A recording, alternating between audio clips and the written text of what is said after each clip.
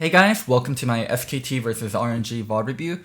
SKT RNG, very historically rich teams. SKT 3-time world winner, RNG 2-time world finalist. They almost did a golden road run last year. I was about to say yesteryear. Both these teams don't need introductions. I would say the two standout players from each team would be obviously SKT and Faker and RNG and Uzi. Probably number 1 and number 2 on historically the best players of all time. So yeah, this is one of the most hyped. This is probably the most hyped matchup you can get at Worlds, at least in the group stage. So I honestly don't think it needs intro. Let's get started.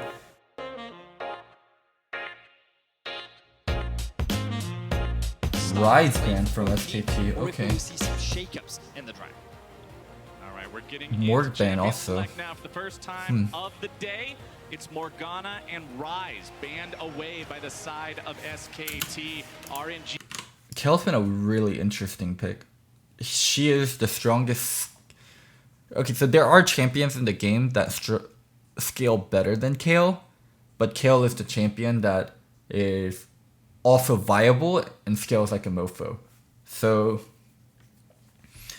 yeah, a lot of teams been using Kale in an interesting way as a counter pick, sometimes as a blind pick and just dealing with whatever matchups that's given to them. So yeah, it's a pick we're going to see a lot more about Worlds, and I'm waiting to see what kind of counters people are going to be able to pull out to Kale. Getting rid of the Akali and the Pantheon here to kick things off. Yeah, Kale immediately getting taken away, I think, is a signal that that pick is going to have a lot of power throughout the rest of the World Championship. That was one of the main takeaways. A lot of Lee first pick, right? Elise fan. Lee first pick. But the first pick will now kind of dictate what direction we see from SKT. And Renekton. If it is going to be Renekton, that's something they have played in both the top and the mid lane. Looks like they want to consider taking it away. Renekton first pick is so something weird. That RNG run a lot, especially during the playoffs, because it is a safe side top laner that you can also look to play through. So now that Khan has that favorable matchup, RNG could look to try and get a counter, but they're going to have to look to go. People can just pick up double counters. Is up and available, which we know Zhaohu, one of the best Zoe players. Are hovering over this Zoe here at the start. Don't want to lock in the solo lane just yet. Instead, I think Karsa and Klid are probably the two best Lee Sin players in the tournament. So I was surprised that SKT didn't pick up Lee early and instead Lee Sin going over to Karsa. What to say about Lee?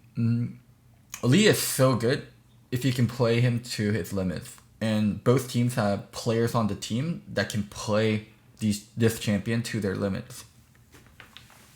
So incredibly powerful pick, especially with the least removed, and like the common counter would be something like a Rek'Sai. Also, if SKT is going to take Galio, I really want to see them pair it up with either a Jarvan or a Camille. I will say Galio plus a Jarvan, Galio plus a Camille is a lot more awkward when the enemy team has Xayah, so I'm curious to see where they go with this Galio hover. Pick up Uzi's 80 carry with the Xayah and putting Karsa on that early powerhouse in the Lee Sin. I feel like we're going to see throughout this World Championship, if Xayah's not banned, that's what Uzi's going to play. It was basically perma-banned in the LPL finals between RNG and FPX. Okay, looks like they're not going to pick it. In part, Uzi is so devastating on it. Not only can he Gragas be lane for dominant jungle, with okay. it, but if you do try and gank him, it's very when we're good at seeing staying Gragas alive. Lee, So it allows Uzi to put expect a lot of early game pressure. A huge risk of dying. SKT now in a position where they have to decide, do they want to try and counter the Rakan early by picking something that could be good into it, or do they want to try and take it away from the bot lane of RNG? Because last chance for them to take Kai'Sa here. If they don't take Kai'Sa, then they don't get to play any of the premier AD carries. Depending on their pick will depend on how RNG answer with the support. Switching back and forth between. If they pick Swain, it's going to be Swain support. Good this beat now. Switching back to the Thresh. There's been so much Swain support. And we will see the Thresh locked in there, saying, okay, RNG, if you want to go for SKT going way more playmaking. SKT being way more playmaking heavy. On the side of SKT. Yeah, I think it leaves it quite open-ended for SKT as well. I think Thresh... Basically every support in the world is good on Thresh. Morgana is one of the hardest counters to it, and with that taken off the board, I think that you could look at something like an Alistar or even a Blitzcrank, which they did go for yesterday. Blitz into Thresh. Okay, so how Blitz into Thresh works is both are hook champions, but Blitz is the much more aggressive and pick heavy hook champion, because Thresh has a little bit of a load up, right, where he goes whoosh whoosh and then he hooks, and then Blitz just goes boom. So whenever both try to hook each other, Blitz hook will always go off before Thresh hook, and then the Thresh will get pulled all the way while Blitz doesn't move. So what happens is you're exchanging damage, but the hook itself is only really working for Blitzcrank. So that's why people pick Blitz into Thresh, because you can basically be the hook champion into Thresh. To go for it once again. The crowd is excited to see it. Second time RNG is playing Thresh. A lot of pressure with the hook, especially in the mid game, but we'll see RNG how And well it fits their color. The big buffs on the 919 patch, extending the range of the Blitzcrank hook. Whenever you have a Blitzcrank on the team, you're kind of forced to play towards the Blitzcrank. You can't leave it alone. Go through to try and get those extra hooks in. Notice that the Gangplank has been banned away from RNG. This suggests that RNG expect the Renekton to be a flex in the mid lane as well. We know that Faker can play it, and they want to deny that safe blind pick option. It also suggests that RNG have an answer to it, and will likely save their last pick, which means that I expect Xiaohu to go for one of his safe mages. We may end up seeing something like the Karma for him in the mid lane. Solo lanes are the name of the game here for the bans in this second phase. LeBlanc, the ban coming out from SKT, keeping that one out of the hands of Xiao. They don't want him on that champion that's able to get one around of Teddy's favorites. So and I agree with the casters. GP ban is to make sure they can't run GP top and the mid. Kalista Thresh, a notorious bottom lane for keeping everybody so safe all the time with lanterns into Kalista ultimates. And also something Teddy is extremely Zoe good ban. at and does Zoe like ban. to pull out in clutch Karma situations. ban. So Okay. that is a pretty big respect ban, and it's all I think Karma ban here is kind of weird, because Karma mid with this comp seems so wacky. Normally, a champion that's like amazing with Blitzcrank is someone with like insta snare or insta root. The champion like old Rise would be so good with Blitzcrank. also kind of I'm not sure how almost good just Karma would daring be him for the comp. to pick And I also Kai'Sa. love it when RNG Because plays you're Karma. thinking about phase 2. Oh yeah, AC shit, ban. that's actually such a good point by Jad. They just let the Kai'Sa through. They want him to play Kai'Sa here from RNG's end, because they're banning Kalista instead of the Kai'Sa. When one team locks in Xayah, you're almost expecting it to be a Kai'Sa, on top of the fact that SKT already has an AD solo laner, so it's also the pick that gives them the most flexibility. But you can see RNG is saying, please play it, we'll lane into it and beat it. RNG also going to go ahead, lock themselves in that Mordekaiser, since the rework, a very powerful 1v1 champion, able to Ads isolate instead. opponents in team fights. Whether Holy shit. I guess RNG really wanted SKT to play Kalista, or not Kalista, excuse me, Kai'Sa. But one thing that is kind of troll is they picked Blitzcrank before SKT picked their AD carry, so they can opt into something like a Ezreal or a Sivir, and it makes it really hard for the Blitzcrank to grab the Ezreal. But Blitzcrank can actually play on the Thresh, and Thresh is a vulnerable target, but having two targets is of course much better than having one target. that means he's taking down a value target himself or taking out a diver to I protect actually the love AD that carry. Ezreal pick A now. lot of work could be done here for the side of RNG with this pick. I do quite like the Mordekaiser, and I think that once he gets a couple items under his belt, he'll be able to match the Renekton quite well. Yes. Maybe we're going to see the Faker Twisted Fate. You would imagine this is likely going to be the AD iteration that we've been seeing a lot of around the world. The big thing about TF is you need strong jungle, and you also need a support that's capable of roaming. A core part of TF gameplay now is 3v3 mid lane, and they have a Thresh, they have a Gragas, so this is actually an ideal setup for TF. And it's very good at attacking these side lanes, so it does I agree suggest with that Casters, SKT it's right gonna now be AD have the right TF. set on attacking the top lane. Once that Rapid level fire 6 TF comes is way through, too good. and Yep, and then RNG the gonna Zoe run out finally with showing up. Xiaohu's Zoe, Oh, a baby. staple pick for this man in the mid lane. He had a fantastic regular season. A lot of credit went to him to help RNG secure such a strong spot at the end of Wow, the split. very And interesting now we get to draft see from him both return of onto them. the international stage. A lot of That's very comfort special. picks here. Sometimes you can forget Xayah, how extreme frustrating it is to comfort for play against Uzi. a good Zoe, but just Zoe, watch extreme yourself a comfort for Xiaohu game or Xiaohu. two, and you will Lee Sin, instantly extreme be comfort for reminded his Kai'Sa. ability If to I have to use pick this champion effectively, a champion place for the bubbles Kai'Sa, exactly where Xiaohu, they need to Uzi, be, their most manipulating comfortable the terrain champion in the the meta, I would actually go Lee, Zoe, Zaya. They got extreme comfort. Yeah, and also looking at these As for SKT, Teddy is like the only player that got an extreme comfort, but it's not like the players on the team are bad on these champions, but just talking about comfort level. With some of their engages in Chain CC versus more unreliability from the side of RNG, very much needing to land either a hook or a bubble to get a good team fight. I'm looking at this SKT comp and I'm thinking that they're primarily going to be looking for skirmishes and picks on a side lane, which typically goes against what we often see from SKT, which is a lot Once of we load in, we'll talk about the comp So I'm curious and what how each they team is approach good at. this game. I imagine we're going to see a bit of a slow start with focus up towards the top side. Let's see the cool load in.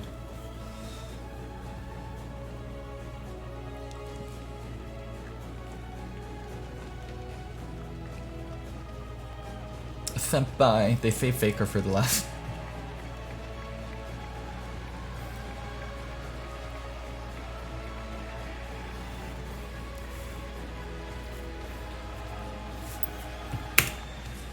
One thing that's so random in this graphic at the end, the player that's biggest is like a no-name player. Like, who the hell is this guy? Like, it should be Uzi or Faker all the way up here as like the giant overarching figure.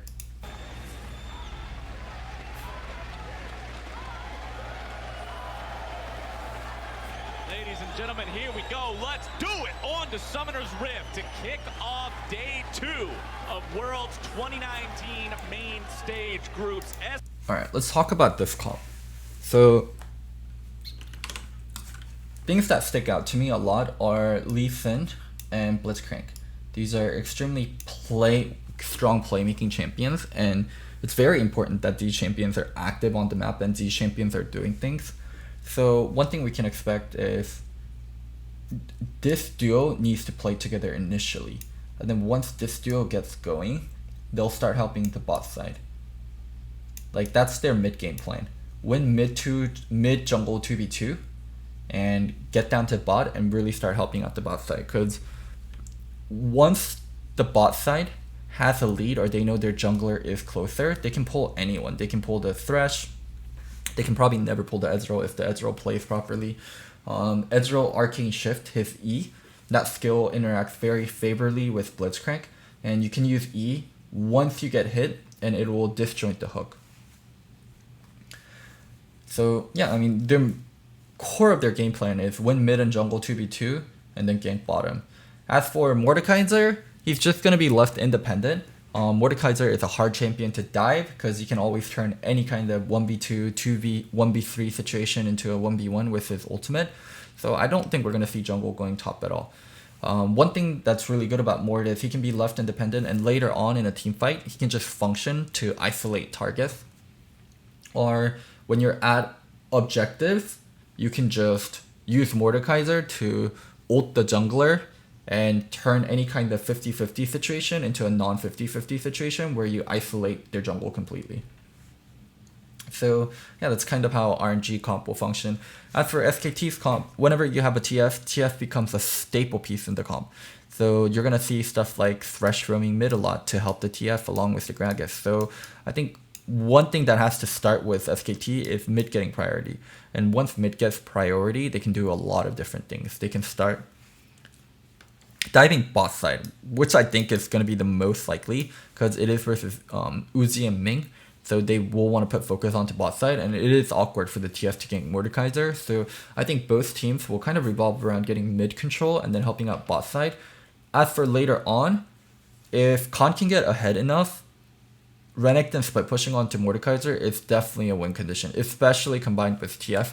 Later on in the game, when champions are tankier and when champions have more damage potential and they can tank turrets for longer, then the 1v2 dives become much more possible. So earlier on, TF diving top isn't going to be the greatest due to Mordekaiser ultimate, but later on, it's still going to be fine even if Mordekaiser is ulting. So that's kind of my overview for how both comps will play out. SKT and RNG, both fresh off a win on day number 1, looking to take sole possession of first in that group. Captain Flowers, how many Blitzcranks have you played with in your solo queue days? A few. And you would imagine Wow, Ezreal started that door and they're playing shield. the game a level 1 strat. Really defensive start from We're Teddy. seeing RNG group up towards the top side of the map right now. They may be AD's setting up almost for a never duel. ever start shield. You can see that they did set up this ward towards the entrance on the bot side of the jungle just here to get a bit of information as to what's going on at the beginning of the game. But it looks like they're not going to do anything too aggressive and not be overzealous with the games. Yeah, and I can also see SKT very much just setting up to neutralize that early start. No one even waiting in the jungle, waiting in some of the normal brushes you would before trying to ward off invades. They really just sprinted out, landed wards, and then actually Clid and Khan went back to base to make sure nothing bad would happen. And as we're waiting for As the caster is talking about SKT with intelligent level 1 to make sure they don't, nothing too weird happens versus the Blitzcrank. Only one teleport on the side of RNG this game with Long. They should have seen them on the worst. They should know they're in there. And Khan all have that available, so we'll need to keep track of that as this game moves forward. Both bot lanes playing extremely aggressive to push. Yeah, big thing about Fresh autoing the wave. Ezreal might even Q the wave. Okay, Ezreal not queuing the wave at all, and he's just trying to get the Q on Uzi. Uzi on the other hand using Q on the wave, making sure he can push hard as possible. Otherwise, the ganks are so reliable. It's almost a tax when you're playing up against TF. Yeah, I definitely agree, and whenever you speak to Frost, what she always loves to bring to attention is the fact that over in the LPL, they love their combat summoners in the bot lane. They love to try and win those 2 versus 2, have lane dominance and build advantages in the laning phase rather than going for those safe resets. And you can just see a Kartha doing the level 3 rush pass right into double golem into Wraith, gonna give him fastest level 3 possible in terms of pathing. Different sides right now. You can see the bottom to top side clear coming out for Clid there. Oh. Well, top to bottom, I should say. Started off the blue, working his way towards that bottom side now. As you can see, a full clear coming out as well. For nice Kartha, fruit from Uzi. towards the bottom half of the map as Gonna get a good chunk. Control of this lane early on. Mordekaiser, a very difficult champion to run into as another melee pick 1v1. Yeah, and really, if we're thinking about all SKT lanes, they will go forward if Clid is there. Clid is the guy who's going to run this early game for SKT because for the most part, SKT has been playing extremely controlled and effective League of Legends ever since their run through the LCK playoffs. So I wouldn't expect them to be going for 2v2 kills, but that doesn't mean that Clid can't get some early game action going. Right, this was a team that largely relied on not falling too far behind throughout the LCK regular season, and during playoffs, they really shaped up a lot of those weaknesses in the early game, and for a lot of these... We just saw it now. Teddy used E to disjoint the Blitzcrank hook. Right now, bot lane status is actually really bad for SKT. Teddy almost used all his mana. Started door and shield, so it's a defensive start. RNG have really good control. One thing that them having this kind of control on bot lane really helps with is Effort never getting to roam mid. And if Effort doesn't get to roam mid, then it's really hard to take advantage of having the TF on the team. You really need to force 3v3 situations for TF to be really strong. What SKT is going to want to do is Teddy TP back with Tier. He likes TPing back with Sheen normally and not Tier.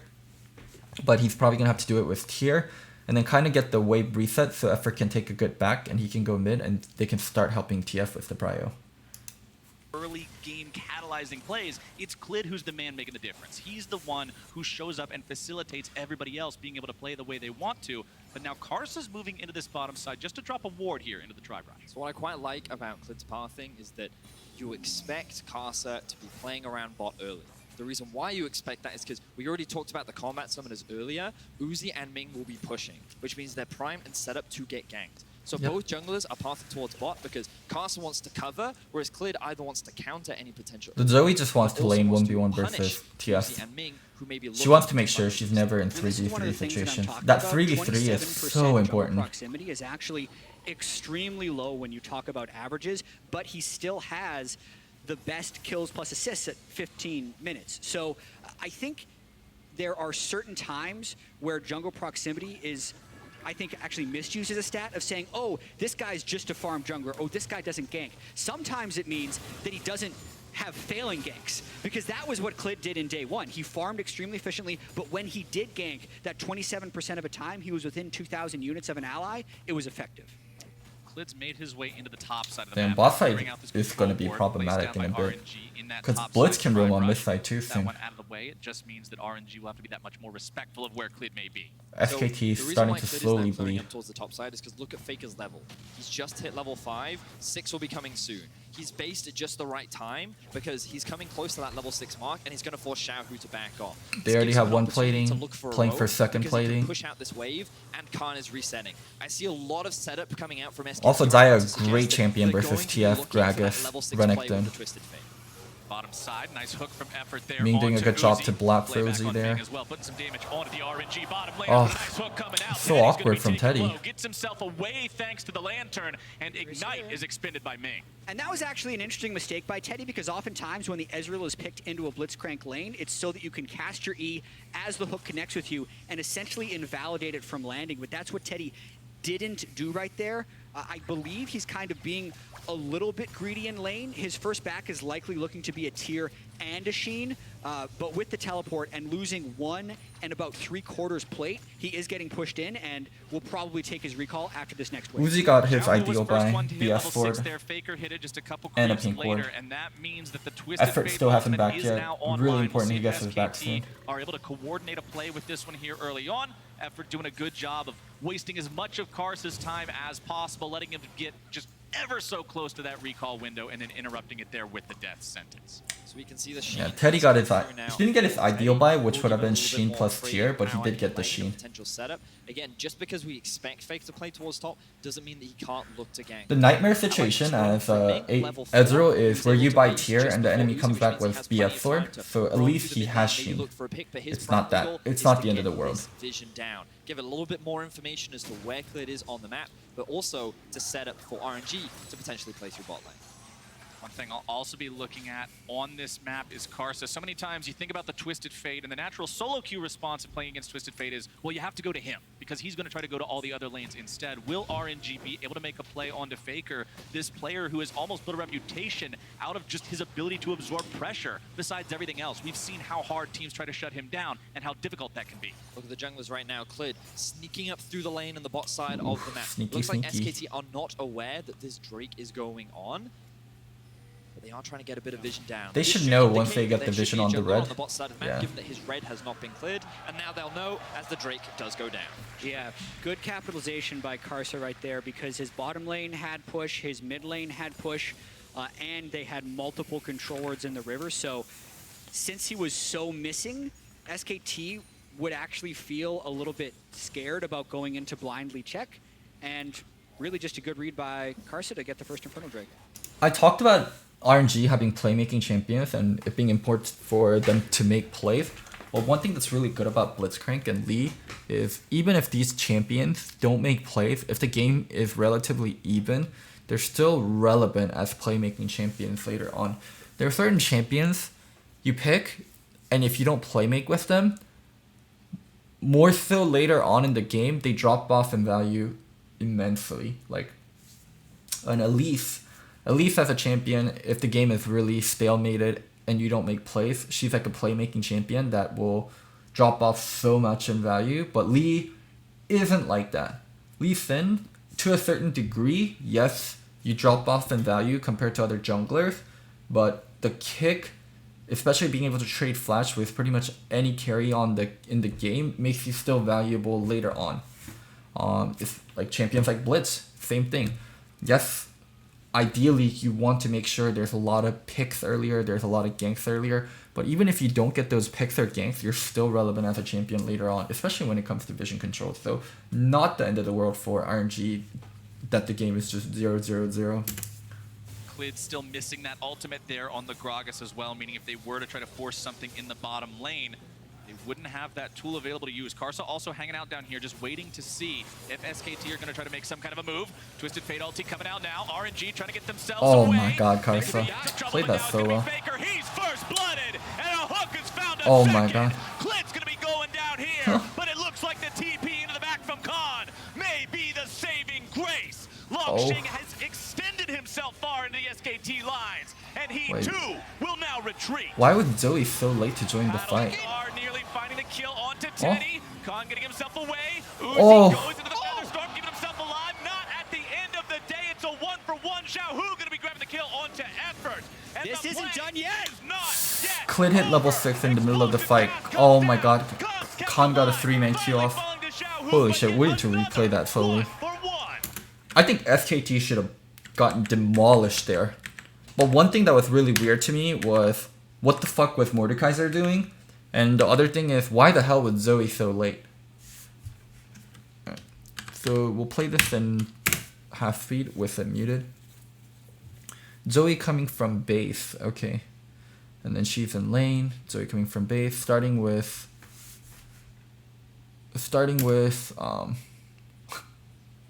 man, this is such a greedy heal from Uzi. He's just healing himself.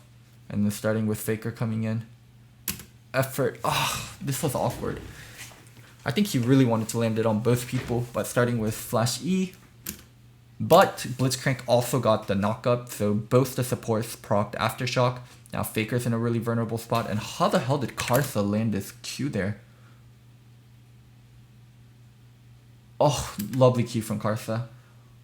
Chained into the knockup. And then flash kick, and then following up through with the Q. Faker had no chance to flash out because it went knock up into knock back, so he has nothing he can do there. And then pulling the... Oh, this was so crucial, this Lantern. If they don't get this Lantern off, Gragas dies here. And if Gragas dies here, then Gragas doesn't turn level 6 later and then be able to swap the fight out. But they still get the pull. Why the fuck did you ult Effort? Oh, this guy's trolling. You pulled Klid, and then you ulted the Thresh. That's 3/4 HP. Instead of ulting the Gragas, that's 1/3 HP, and that doesn't have ult. If Mord ulted the Gragas, then Mord should be able to just flash on the Gragas and kill him right here. He's straight trolled. He's a troller dog.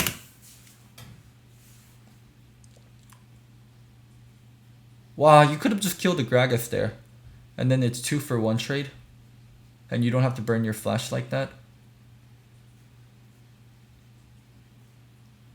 And then Zoe finally arrives. Gets the sleep on Teddy. Going back in for the Q. Khan going for flash stun auto. Q.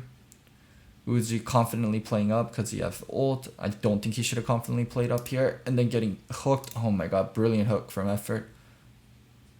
I'm surprised no one on the team blocked it. Damn, he must have been fucking pissed.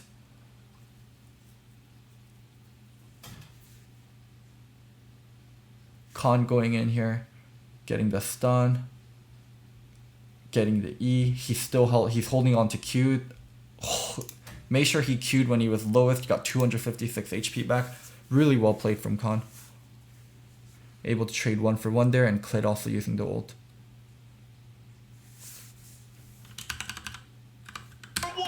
I think rare that you see SKT force in such a fashion. Faker just putting his face in front of all of RNG instantly dies when he goes. I think SKT overforced this situation. Like, they probably shouldn't have done this. But then, and RNG responded really well initially. And then Mordekaiser fucked up really big. I think SKT overforced, and then Mordekaiser fucked up big time. Was in there, but that sets the wheels in motion for a chaotic fight. Beautifully played initially by SKT because they know man, they fucking insta-gipped this. Yes. Is Karsa to just be lying in wait. Oh, if Mordekaiser just fucking ulted the Gragas and killed the Gragas, this situation's so different.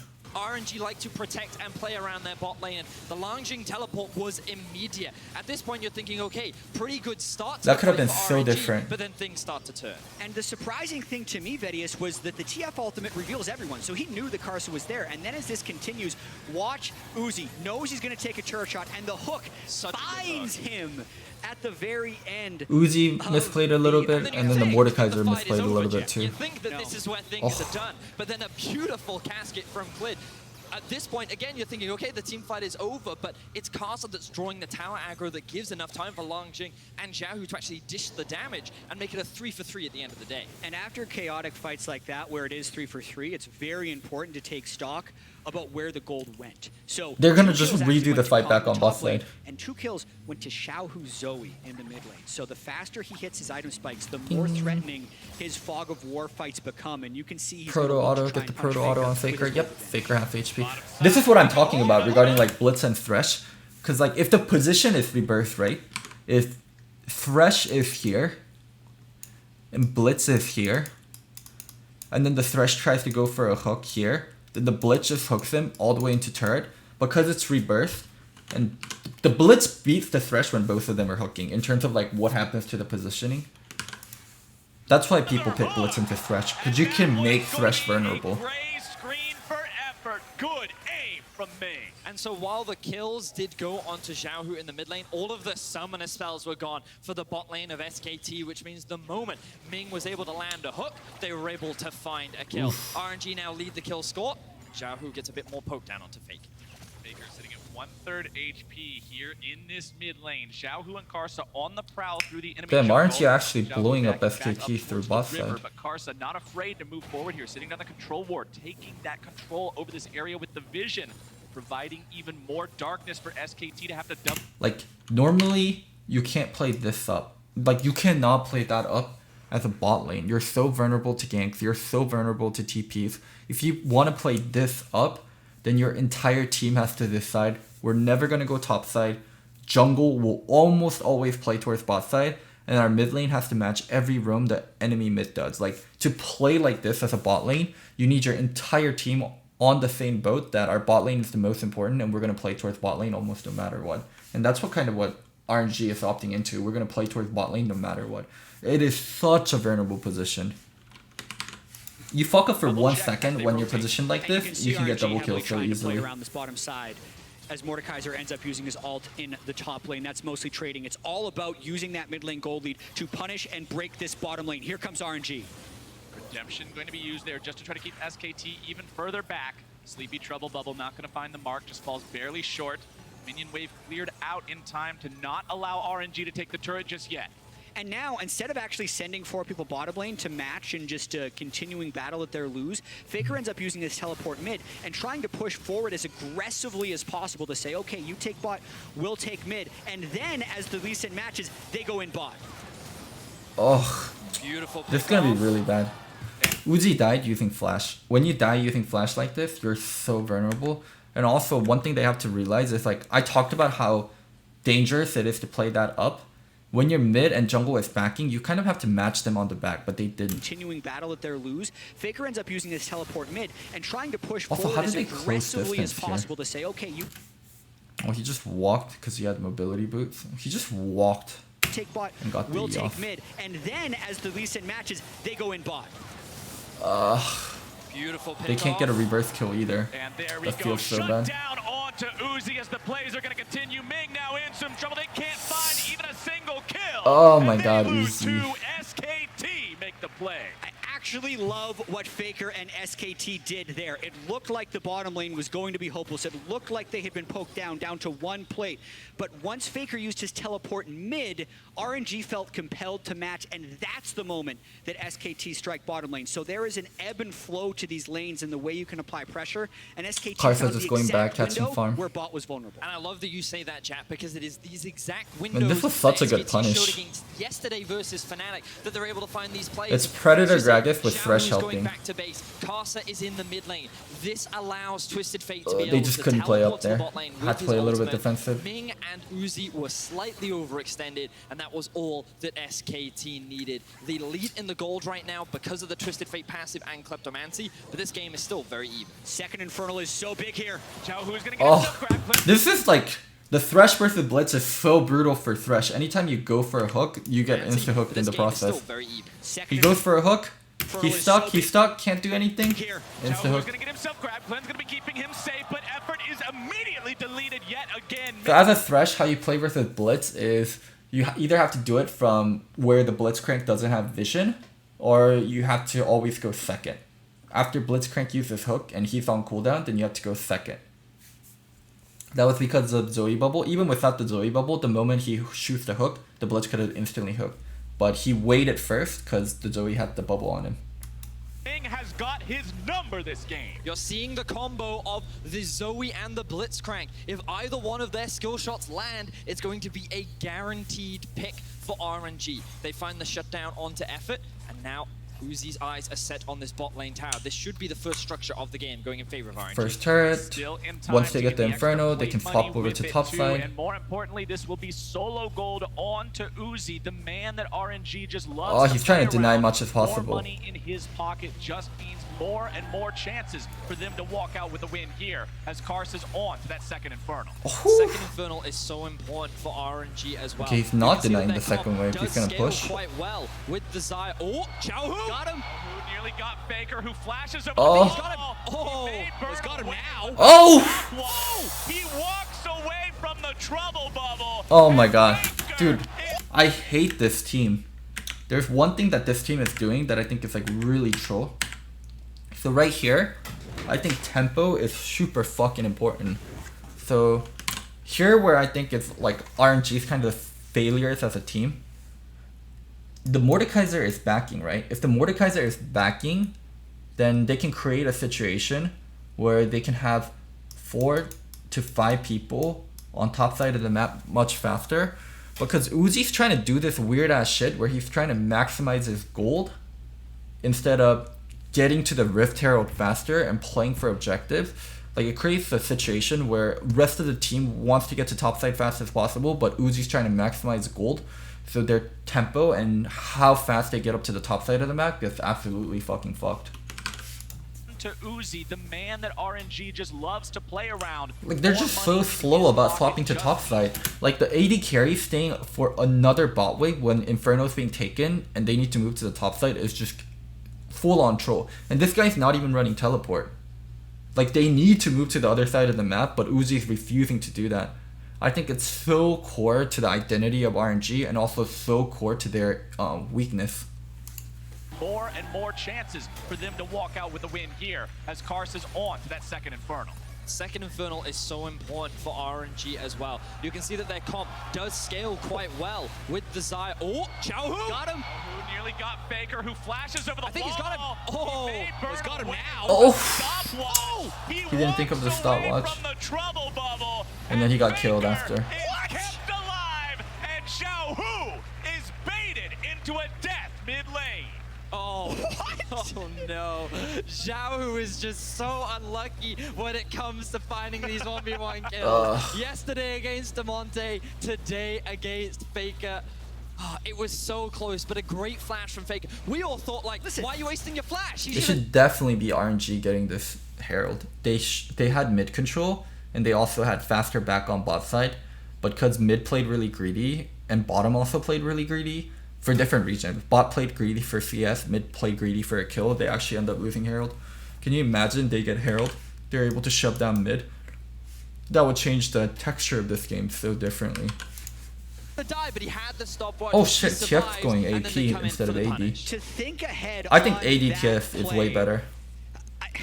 Obviously, you could Rapid fire argue cannon Xiaohu is such a outplayed him to fucking make god tier him item burn on his flash and TF. his stopwatch. But Just rapid fire alone almost any other makes player, AD TF so much better in you'll my flame opinion. them for burning flash, or you'll flame them for burning stopwatch in what looked like a sure death situation. But then I'll have to go back and check whether or not Xiaohu misfired his bubble or whether or not he just couldn't find the range over the wall, because that is actually one of the most miraculous escapes I've seen. Must farm. Must get all the gold. Faker. Tragedy striking for RNG. Uzi gonna steal away that chicken camp there to at least grab a little bit more money for himself. Currently leading this game in terms of farm. Let's take another look at the mid lane play. So great play by Xiaohu there to get the ignite. Oh, he didn't think he got the kill here. He thinks he has to kill 100% here. Look at his movement after he jumped back. He doesn't move forward, he moves backward because he thinks he has to kill. So great play by Xiaohu. He moved back because he there thinks to he has get to the kill. ignite Now onto going Faker. back He in, flashes realizes over he the doesn't wall. have the kill. You'd think that Xiaohu's Q would have been off cooldown, Oh. but he just throws the bubble. Just short. Just a little too short, yeah. And then dies. Now he's Now he's dead. up a creek with that. It was really greedy for him to go back in. After like the initial part of Faker flashing away, he either had to kill there or he couldn't go back in. Out of paddle, I believe is the expression. That would be the expression, sir. And then he got shot by a tank. In any case, They SKT, lose Herald. very even right now with RNG. What you have to remember is the double Infernal does give a lot of extra damage over to the side of RNG. And that's going to set us up nicely for a lot more future engages between these two teams. Yeah, I'd actually make the argument that RNG is up by a decent amount because of the double Infernal and a third Infernal spawning in 3 minutes, and the fact that SKT just doesn't have bot control and they are unable to wrestle it away from RNG, who's still sitting with control wards down in that jungle. So RNG, with this triple Infernal as the first 3 Drakes, has got to be loving it. A team that loves to control bot side for the first 20 minutes, if they can get triple Infernal off of that, they're golden. And notice how both teams are trading sides of the map right now. In the bot half, you've got all this vision being invested in favor of RNG. Meanwhile, on the top side, it's all going in favor of SKT. Oh my god. We can see that last replay. Ooh, it looks like we're getting He has no flash. This should be an easy kill. He'll be soaking the aggro. Faker's got no stopwatch anymore, and that's wow, playing towards the lane, that's not easy. And RNG made the play before I could set it up. Their eyes were set towards this bot tower. SKT should reply with Rift Herald mid. Can try and answer by utilizing it mid, but RNG are going to be able to get this tower, Rift Herald reply get mid. back out onto the map. Yeah, and RNG is doing proactive plays on their no side Rift of the map, Herald, just gonna take mid turret. It doesn't quite look like they are if they get. Oh my god! Damn. I called it before this tournament started. Clit the best jungler at the tournament. I called it. Clit better than Tarzan. You heard it here first. Side of the map, whereas SKT, it doesn't quite look. Oh my god. It is doing proactive. I'm gonna highlight why this is so insane.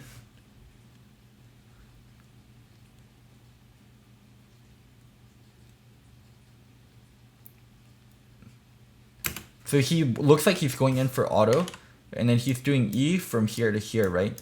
And then he's gonna flash rest of the distance. He could probably E all the way to here, but if he E's all the way to there, then you give Uzi more time to reply. That's why he did the short E flash. And he acted like he did a great job of acting too. He did a great job of acting regarding like, oh, I'm not gonna fucking E you, I'm not gonna E you. And then getting that flash off. Oof. ER. Just no space for him to do anything. Okay, there we go. Sure. It took the words right out of my mouth. You know what SKT needs to do? Something that's not bot lane. How about one-shotting Uzi? Big misplay there from Uzi as well, though. He did have the heal. His flash only just came up. If he uses ult, after he gets that initial burst damage done, he still dies. So it's so dangerous for him to even ult there. I do agree there was like a slight second for him to ult, but he took all the initial burst damage, so even if he ults, he would die while using ult. But normally, instant reaction speeds are what you come to expect from Uzi. He didn't use his ultimate in time, and he ends up getting punished. He would die SKT with ult flash. People would trade flash for him, and he would die. Use that, and we'll get a look back at this pick onto Uzi. At this HP, you ult and flash, you would still die. Not expecting that engage from Clid, ends up immediately getting blocked. Yeah, oftentimes, Gragas, he was in range to body slam, right? He could have just forced the ultimate from Uzi with a normal body slam, but he basically instantly body slam flash from short range. Which and you guys are talking about him dodging E with R, but it's an E flash from a situation where Clid made it look like he wasn't gonna E flash. Like, the expectations from, like, there's fucking gold players telling the best AD carry in the world, like, you should have dodged that. Time to react, and now Rift Herald gets used 1 minute before the Drake. This is where SKT now needs to try and wrestle the control of the bottom side back, because anything is possible. But I feel like if RNG gets triple Infernal here, they probably win the game. The first Infernal is more valuable than the second and third in terms of how many stats it gives you. So SKT really need to get this one to be able to match RNG in the middle. So far, SKT are making it a Faker's actually kind of meh on TF. He actually hasn't done any good TF things. Control wards, vision wards, everything but the kitchen sink being thrown into this river to try to keep RNG away and give them. There's such a big storyline of like God is back, but I don't feel like God is back. I feel like Faker just has insane teammates now. It's not even hard to kill him. Khan also not like Khan actually doing 30% HP. Khan's Akali game and Khan's Renekton game, both so far, has been like way better than what I expected out of Khan. Remaining is not where you want to be up against a Zoe and a Lee Sin and all these champions that it's so easy to just burst. I think Clid has been the most impressive from SKT so far. RNG does have control over mid right now. They'll shove that wave up and chase into the river after SKT. Now, the big point of contention is this Infernal, but SKT have control over the bot side. RNG don't care. They forced through mid to gain priority, and now they're the ones starting it off. Twisted Fate is on his way. Will have the ultimate. Pops it. Here we go. Oh. Ulti is out. He's Triple Infernal. By Oh wait, no, not triple Inferno, excuse me. Oh, this fight looks so bad.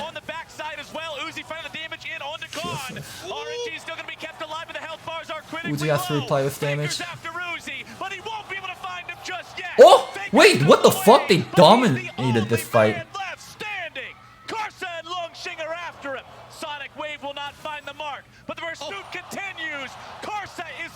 No way, no way. Oh, no way. No way, senpai. Senpai. What the fuck? Holy fuck. RNG will not find the ace, but they still found 4. Okay, let's go rewatch that shit. What the fuck happened there? It looked like RNG was getting destroyed in the fight. SKT has such a good collapse. What the fuck happened? All of the bot side. SKT had such a good collapse. Khan on this angle. Ezreal gonna come from this angle. TF can ult anywhere. TF ult started. Clit coming in with Predator. Dodged the hook. Got hit by the E. Oh, so if you shoot your R. So he shot his R before he got ulted. If you shoot your R before you get ulted, then people in the Shadow Realm don't get hit by it, and people in the real realm get hit by it. That's crazy. So as soon as someone uses R on Gragas, if you ult them, then you can dodge the Gragas ult, which is what the Mordekaiser did here. But this Mordekaiser is so fucking troll. Like, he ulted Clit way too late to prevent the Dragon steal, and also he could have just ulted Effort and killed Effort. I think this is the second time he ulted the wrong target. He's ulting improperly. In bot lane, if he ults early and ults the correct target, then they get to kill Gragas for free. And then in this situation, if he ults Clit early, then he can deny the Dragon steal, or he can just ult the Thresh and kill the Thresh. But anyways, fight starting with ult going on the Gragas. Clit just burned the ult. Renekton kick. Renekton kick. Oh, Renekton middle of everyone. I'm so shocked that Uzi didn't ult the card. Instead of ulting the gold card, he QSS'd it, took damage. Now what's awkward for Uzi here is because, well, why you want to ult initially is if you ult, you have feathers on the ground, right? So now he's using E, but his E is really weak because it's only like 7 feathers, and then it's only like 7 feathers, but all in different directions. And then now he uses ult, and then all the feathers that's on the ground he can't use because he used E before ulting. So I actually think it was way more correct for him to ult the initial gold card plus Q to save his HP and hold on to the QSS and have the feathers on the ground and try to go for like an E flash play. That would have been way better from Uzi. But also, what the fuck happened on the other side? Okay, so on this side, I think Uzi made a little mistake. They killed Renekton here.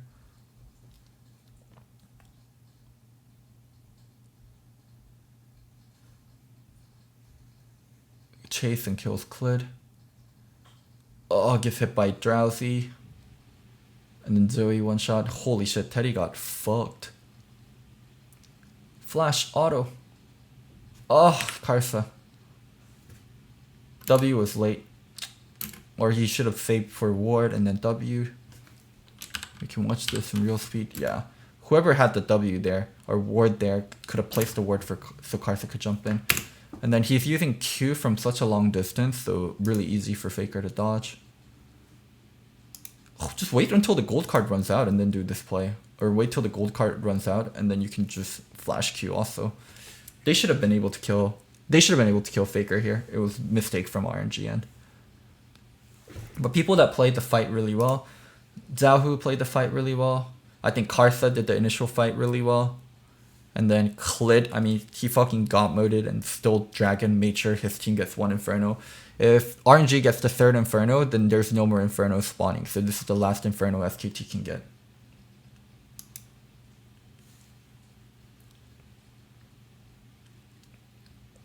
Teddy actually did nothing in the fight, and I actually think Uzi could have played that fight much better too. The third Infernal, but what a close fight. Remember, the way Oh, just ult him early. What the why are you starting with E? This guy's fucking trolling. He started with E. It's not like he didn't even react to the Gragas coming in. He reacted incorrectly. It is a lot Start harder with to commit ult. to these team fights because Teddy is not online as a champion just let. Oh, Everybody Teddy. split. Notice Teddy on the backline. Not dealing Oh, any Teddy. damage right now. Trying to land a couple of pokes with his Here, imagine Uzi ults this car, gets to keep all his HP, and then there's feathers here. When there's feathers here, it's really hard for Faker to walk in here because of the feather angle, like feathers getting pulled. Uji definitely should have ulted here and placed feathers down this way so it's hard for people to chase in. I think this is actually a really big mistake. It changes the texture of the fight. But Uzi's just tearing through the front line. And Like, they can't chase like this when there's feathers down. And then he can shoot QE after also with the feathers down right there. Going untargetable buys just enough time for them to dump a bunch of damage onto Faker. Gonna watch Faker once again with this great finish and escape. But also, Faker flashed to avoid the bubble from Xiaohu, which then landed onto his AD carry, shutting him out of the fight. So Faker ends up being the only one to survive, sidestepping everything. The cool, calm demeanor of Faker allows him to walk away nonchalantly. No problems here. Honestly, like, the rest of this, he's really just running away at max speed, but something about Faker makes us be like, wow! Run in the straight line! But he did so many dodges before that, and then you can also see, like, Longsheng, Karsa, they thought they'd have a kill. They'd know, like, they have enough experience to know that. One thing I really have to point out about that fight, though, is how huge it is that Klid stole it away, and how it all could have been avoided. Mordekaiser, if he moves up closer to Gragas, can just throw him into the Death Realm, and then Drake is unsmiteable. Yeah, I mean, but he did see the Gragas approaching, and instead of ulting the Gragas, he used E on Gragas instead of ulting Gragas. So his thought was, I'm gonna kill this motherfucker. His thought wasn't, I'm gonna ult this motherfucker into the Shadow Realm. He actively tried to start the fight by pulling the Gragas in instead of ulting. It wasn't a reaction problem, it was a decision-making problem. So the fact that that didn't happen, I think, keeps SKT in this game. I think it's also important to recognize that SKT, even though their comp is probably not best designed for fighting in a situation like that, especially given that they haven't hit their big power windows, given that Teddy has not finished his Trinity Force yet, they needed to because of how important that Inferno was. And by securing it, the loss ultimately still ends up paying off for SKT. Well, I have an interesting stat for you guys now that we've just crested the 20-minute mark, and after that last fight, Uzi is now up to 3 kills. In the LPL, when Uzi had 3 or more kills, out of 31 games, they won 27 of those. Oh. That's 87% of a win rate. When he has less than 3, they only win 33% of the games. Uzi is at that critical point of 3 kills where that's enough money, and Mr. Uzi's coming online. But did you know, Captain Flowers, that of the 15 games that RNG and SKT have played against each other, RNG have only won 5. So which will be the greatest? 33%. So which stat will be? Oh my god, these stats are so stupid. This. Oh my fucking god, holy shit! He knocked 3 people into turret. Klid's the best jungler at the tournament, don't at me. Don't at me. He was the highest jungler on my list for a fucking reason. RNG making a play, but that's a nice cast. Uzi's gonna be in some trouble. He's the first one dead. Klid's trying to get himself away. Longsheng is in the middle of everybody. Oh, where's the stopwatch from me? Oh, Khan doesn't die either. Oh, that's Baron. What does it say about games where Uzi dies 5 times? Games where Uzi takes a big swig out of a Gragas barrel to start the fight. I don't know about that one. SKT's going for Baron. Karsa is alive though. For this Thresh has to mark Lee. This should be 100% Baron. There's no way this gets stolen. Beautiful cast. If this gets stolen, SKT trolled. Fantastically for SKT. The Baron has been started. Get him! There we go. He's not going to be able to. Today, Teddy jumping in there. A couple quick shots. Wham, bam. He's out of there. And Prom Production, thank you so much for the Twitch Prime sub. Jankos will shit in Cliff Mouse. I haven't seen the G2 game yet, so maybe too early to judge, but Klid, I knew this guy would play insane. Oh my fucking god. Just max range 3-pointer dagger. breaks. Oh, hits all 3, does damage. Absolutely fuck situation for Zaya. Open, knocking both carries directly into SKT's turret, ending the fight before it began. And it arrived just as the Twisted Fate did as well. Beautifully played from the side of SKT, and we said it at the beginning of the game. SKT is known for their team fighting. That is often how they win games, and that is a perfect example. Their ability to set up and execute on so many of these fights is what makes them Gragas is such a skill expression heavy champion. On your screen right Like when you now, play the stuff like man Jarvan is and so Sejuani, heavily like the valued best by RNG, Jarvan in the so world invested is not that far into off from the barely worst 3 Jarvan in digits of damage competitive, in the last team especially fight at a because world of how level. quickly But he on was skilled champions at like the beginning. Silas Yeah, and on but champions also like have to Gragas point and out it's champions not like Lee overkill, Sin, so because like the Uzi still absolute has best the players most stand out so gold much. in the game. Of all players coming into the World Championship, Uzi got the most of his team CS between 15 and 30 minutes, 36% of his team CS, so actually more than a third, even though there's 5 people on the map trying to get gold. So even with him dying in these fights, he's still packing a bigger punch than anyone else. Faker has the most gold. Uzi has the second most gold in the game. Have to correct myself right there, but it's still possible if Uzi hits Infinity Edge for RNG to come back. What's important to note as well is that SKT are not the most aggressive when it comes to securing their first Baron. They like to play it safe. They like to take their time. They're not a team that tries very hard to snowball their leads. And you can see that they're pressuring all 3 lanes right now. They're maintaining vision control around the bot side of the map. They're steady, calm, and calculated, which means that they're likely not going to end the game off this push. No, they're just bad at using Baron. I love how they're trying to make it sound like, oh, SKT is such a calculated team. Whenever they get Baron, they're very slow and steady with it. No, they're just bad at using Baron. Other teams, like Western teams, even like Western teams like G2 have shown, even Fnatic, like when you get Baron, you can make the game swing so fast. And SKT is just honestly bad at using Baron. They try to, when they get Baron, all they do is take outer turrets and reset and get more gold, and they like playing it steady. But I think Baron is enough of a power spike where you should kill the team. You should go for the jugular. And it will give RNG another opportunity to find a fight, get to a couple more items, and potentially come back. At the same time, SKT is a team that is very comfortable. As you said, Betty, they don't need to snowball. They have the #1 rank in the LCK for spending games in a close state, which means no more than a 2% lead or deficit either way. So this team... That's bad. SKT has amazing early game from Clid. And the fact that they get the games into like close states instead of snowballing it, I think speaks ill of SKT. Knows how to play in these close situations. This likely will get them very far and away from that as they're using this Baron all across the map, pushing into each of these lanes. Oh, look. Effort's in some trouble yet again, though. Like, this is just bad Baron usage. Don't fucking tell me they're a steady team. Call it like it is. They're a bad Baron team. Remember I said Ming had his number earlier? Well, punch that ticket yet again. RNG got themselves a pick. This has been a They're very rough meticulous game for about Effer Baron. outside of one great hook They and play block. very Comes steadily. SKT. SKT making the moves, making the plays, and Faker is on a killing spree. RNG They're just bad with Baron. And that's Karsa getting the shutdown. Longxing going in on Quid. He's put him into the death realm. The stasis will buy a moment's time. But what else are you gonna do? Quid Oh my god, I'm getting trolled by Riot Broadcast. God's trying to make some sort of a move happen, but he's They've been so storyline heavy when it comes to SKT. God is back. They're an incredibly calculated Baron usage team. Negative Baron power play as RNG answer back. A single pick onto effort. SKT's first Baron is let's spread out into 3 lanes and let's all maximize farm and try to get outer lanes instead of let's fucking get some inhibitor, boys. Ends up snowballing. I want to show them some LEC games. This is how you play with Baron. Just play 2 lanes and make sure people rotate first.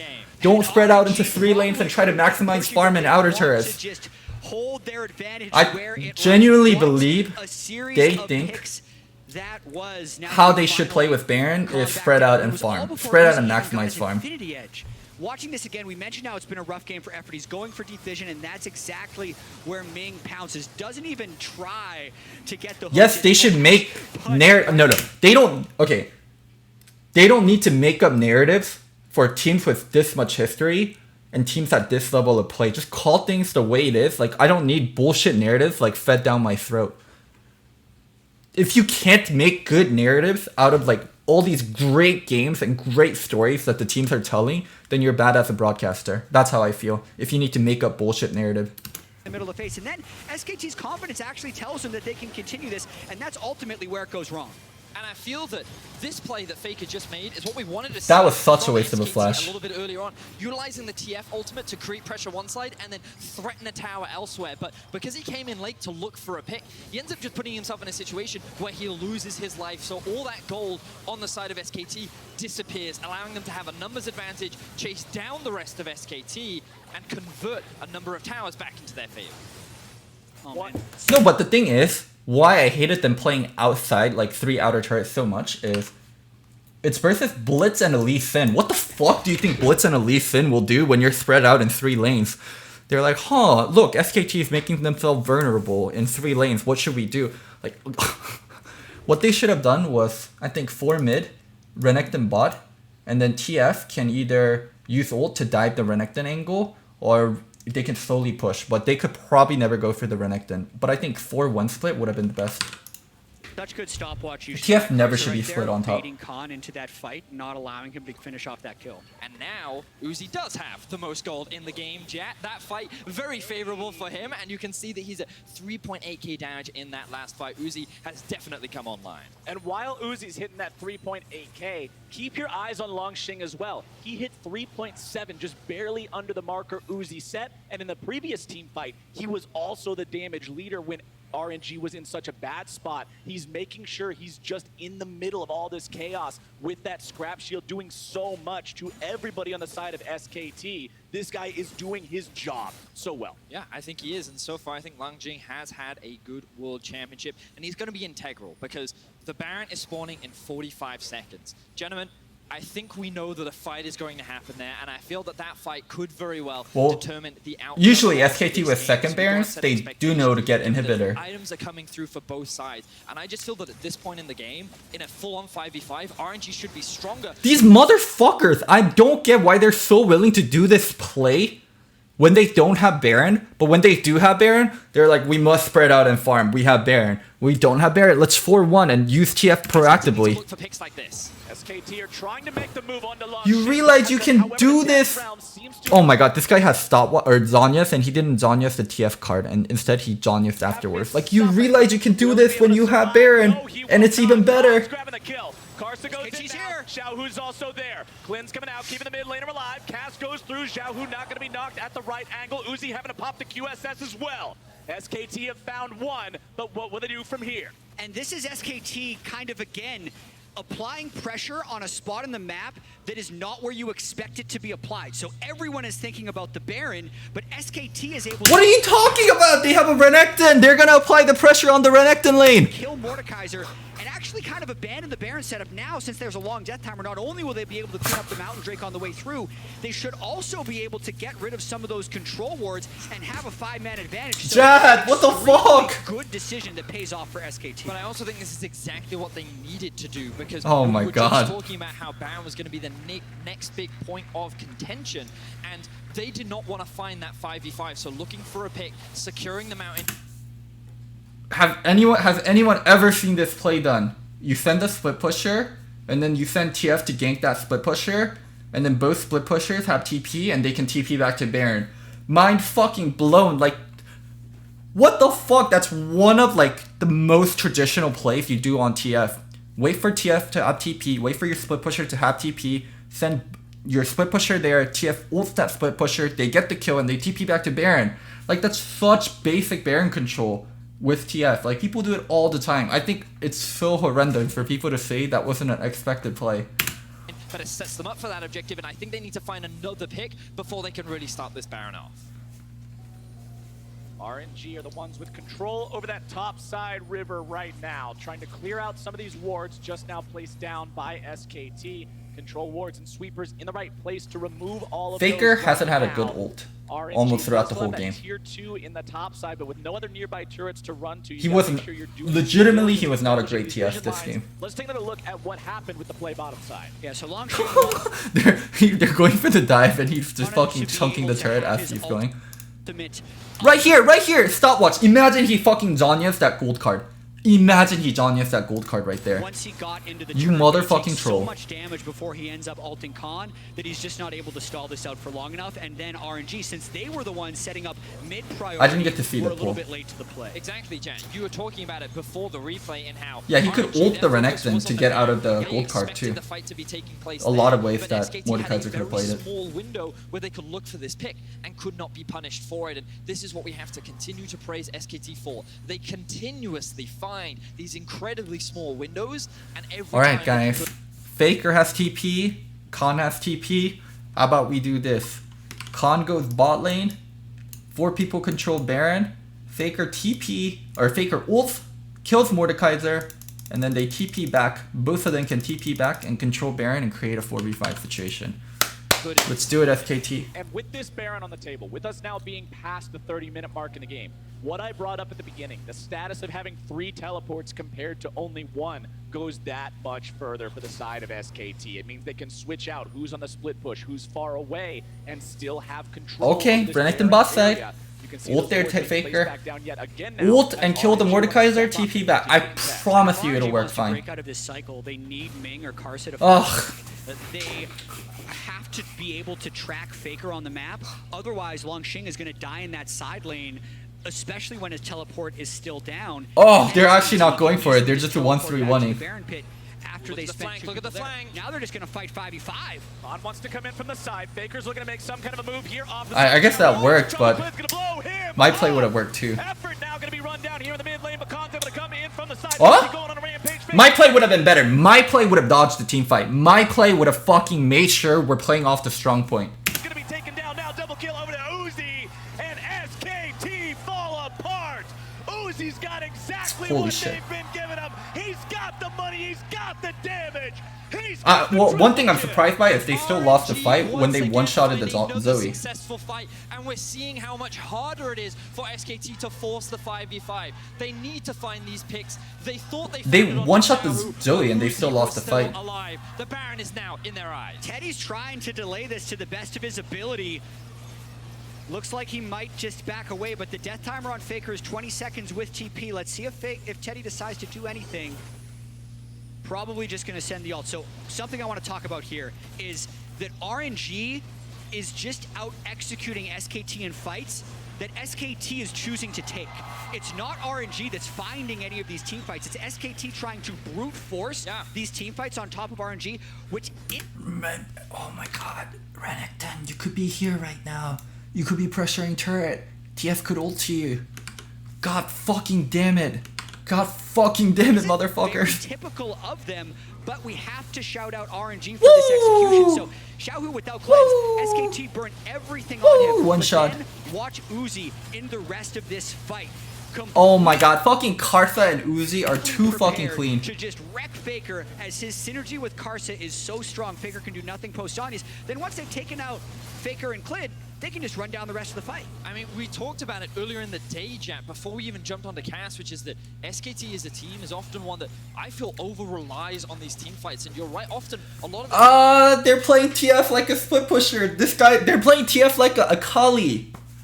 They're playing TF like a traditional split pusher. TF isn't great in 1-3-1 situation. Like, why the fuck? What are you doing?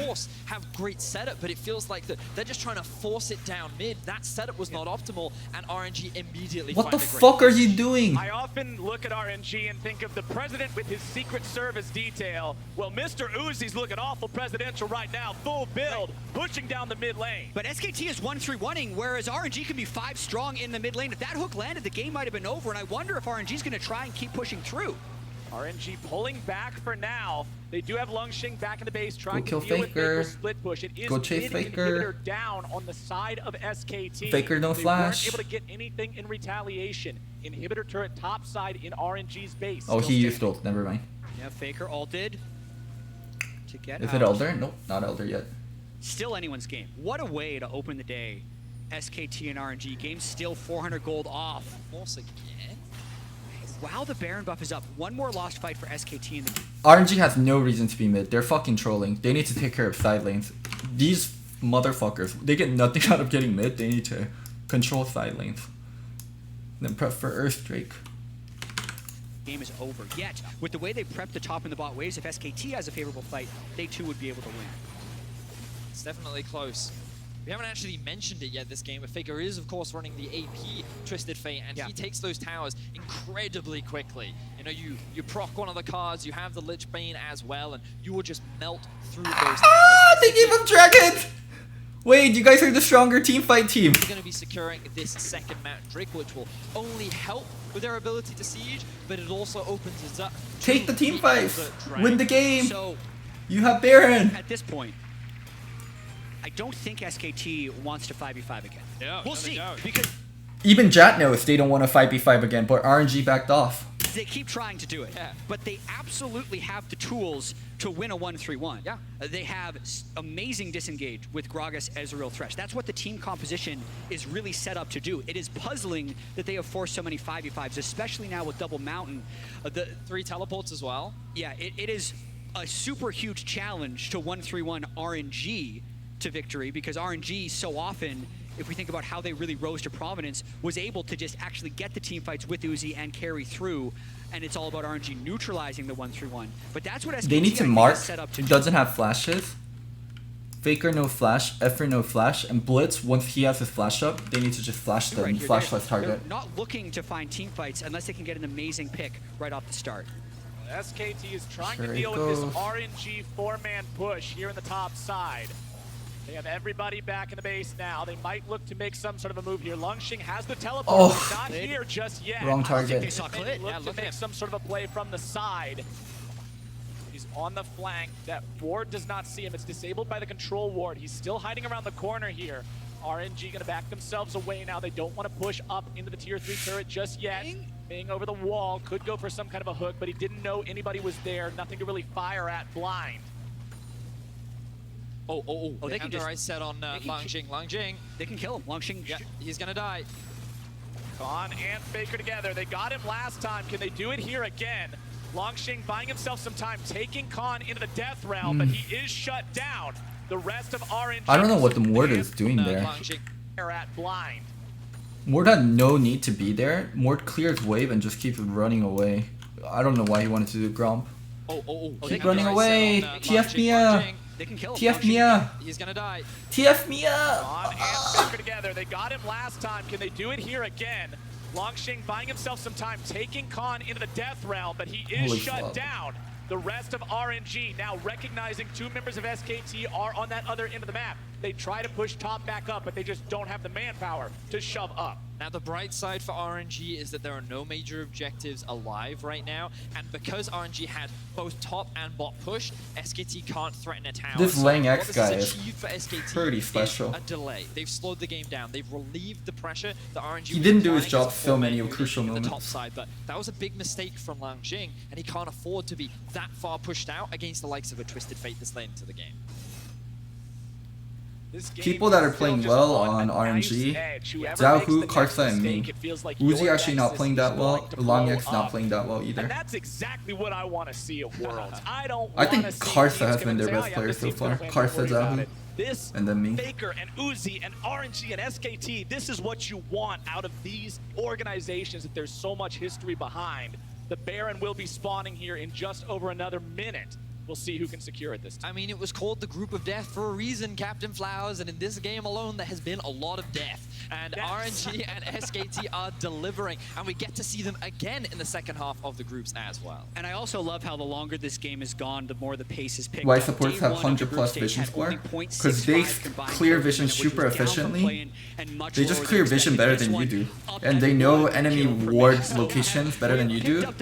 And their teammates tell you where the wards are, so every time they sweep, they almost get it. And they always use sweeper on cooldown. So much of it, I think, will be about how they're not RNG running can zombie manage wars, but they that are killing mid-lane zombie wars that wave other because people are they running. still have that inhibitor down. If they get mid lane priority, it makes their side to side so much easier. And for SKT, I'll explain it in simple terms. In solo queue, you play the game, and whenever your sweeper is up, you'll sometimes sweep around. In competitive play, teams will base their roam timings and base their map movements around when support and jungle has their sweepers up. So it's like worlds apart what they're doing and what you're doing, because what they're doing is they're forcing the team to move with them when they have sweepers up and doing it almost on cooldown every single time.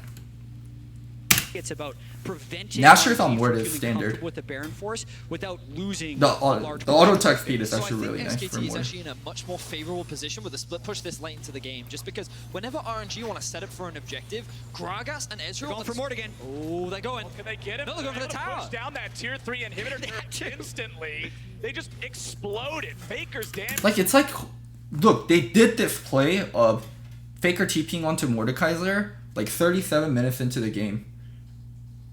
It's actually so tragic that they couldn't do that when they had Baron the first time.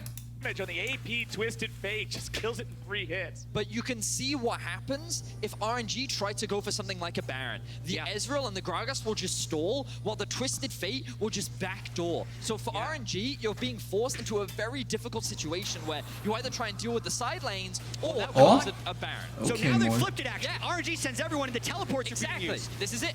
Khan's keeping himself alive very well in this 1v1 right now, looking to turn things back Oh, around. yes. Xiaohu Yes. nearly grabbing the kill, will be Oh, kept that alive Baron's for gone. Guardian Angel, while SKT Wow, is in the RNG final macro's health in the Garbo. pit.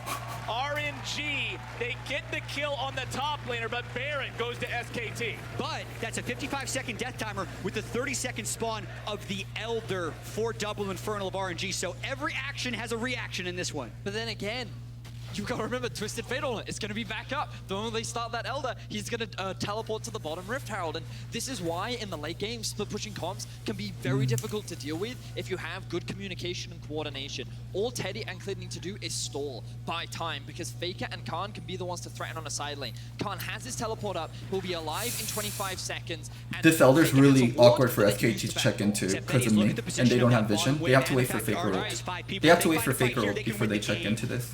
Uzi's off Wait to for the Faker side. ult, keep placing RNG down wards. starting up the Elder Drake. He's going for the steal. He's going for the steal. He can just get ulted by Longsheng in 2 seconds. Oh, he's going to try. Oh! So low, it's going to be secured by Karsa, but into the pit go 2 members of SKT.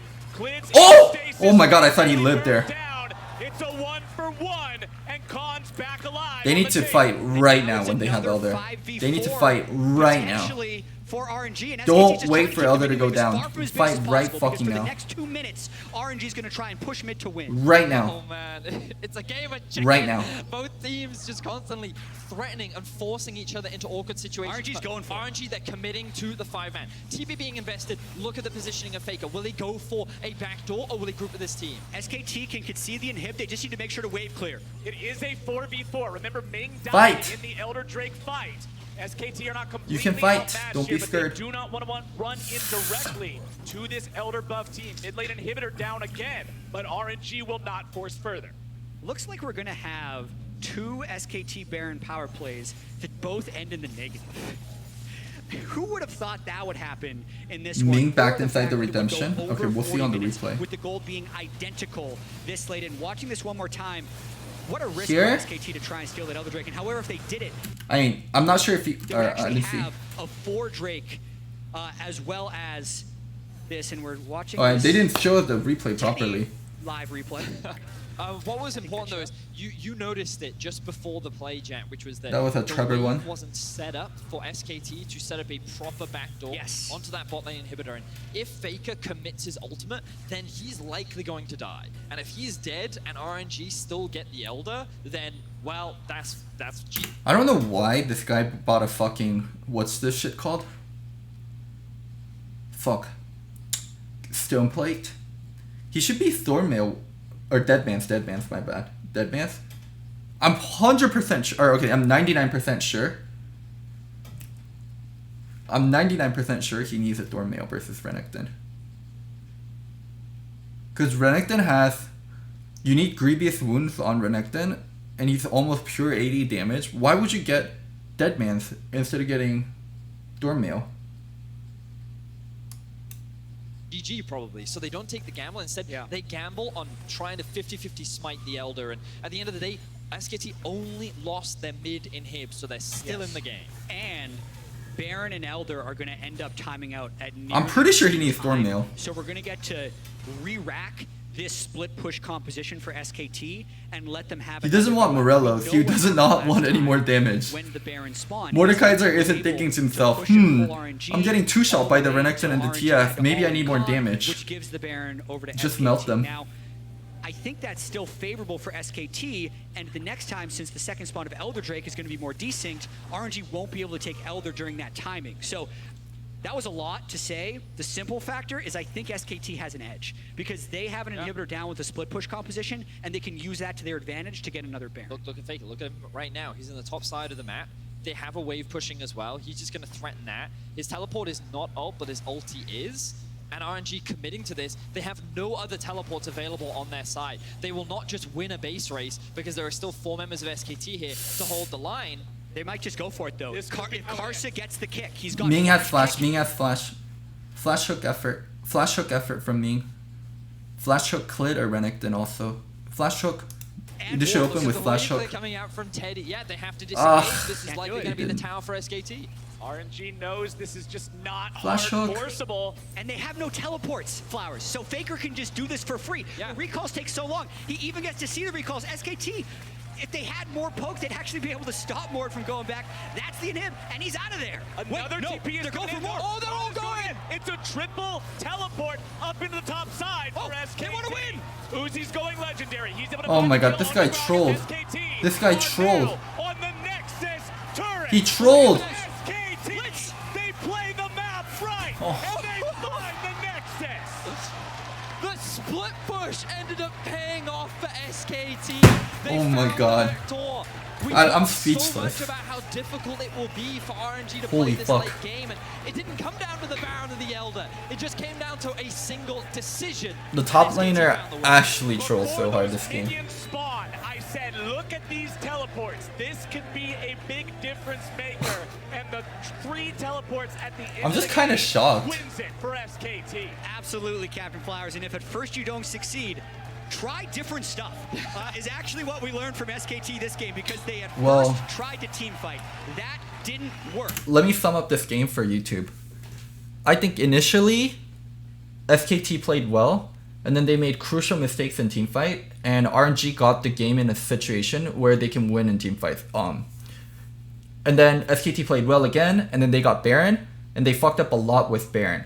And then RNG won after Baron, and they got the game where they can win. But they just play the game in such one-dimensional manner. And after getting mid-inhib, they didn't know how to get multiple inhibs and deal with kind of the other pressures from side waves. So RNG couldn't accelerate the game into, we got mid-inhib, we're going to get the other 2 inhib. And then the Mordekaiser got caught out. And then after that, SKT started actually utilizing what makes TF TF. The fact that he has double TPs, that he can ult and then he can TP back to places and he can provide pressure that way. And then SK just started winning. And then in the final fight, in the final thing, RNG needed to be way more trigger happy. And we can watch like the final ending one more time. But I think if Ming played a little bit more trigger happy, committing to this game would have been different. Available on their side. Like here, I want them to fight. Like there's time until Faker can get to top side, and then Ming has his flash up, and then there's 3 targets without flashes on SKT's side. You push this wave in, and then champions like Mordekaiser walk up, and then he can kind of try to eat the CC and threaten, and Blitz should look for a flash hook on this timing. I think this is the timing where they had to do something. I want to see what happened on this side where they didn't open the fight here. Why did Blitzcrank not even use flash? They might just go for it though. If Karsa gets the kick, he's got... The Ezra ult, that's why. Man, that's so awkward. That Ezra ult. It deleted the entire wave. Fuck. Flash kick and wards. Look at the wave. And then cause it deleted the entire wave, they don't get a shot at trying to get the they don't get a shot at trying to get a flash hook. Oh, that's actually so awkward. But that should have been their game plan. They need to find timers where people don't have flashes and Ning has flash and try to open with flash hook. If they're coming out from Teddy, yeah, they have to disengage. This is likely going to be the tower for SKT. Okay. RNG knows this. I don't understand why take the risk of flash hooking when you can recall to answer faker, because what happens is people keep split pushing on you, you go to answer them split pushing and they get control of the map somewhere else and they're split pushing somewhere else, so you're constantly plugging holes on the map, and then you realize if I'm constantly plugging holes, I never get a chance to force enemy to make a mistake, and it's way more likely that I make a mistake while I'm plugging all these holes and I slowly lose control over the map. So it's so important for you to make the first play onto them instead of constantly trying to plug holes.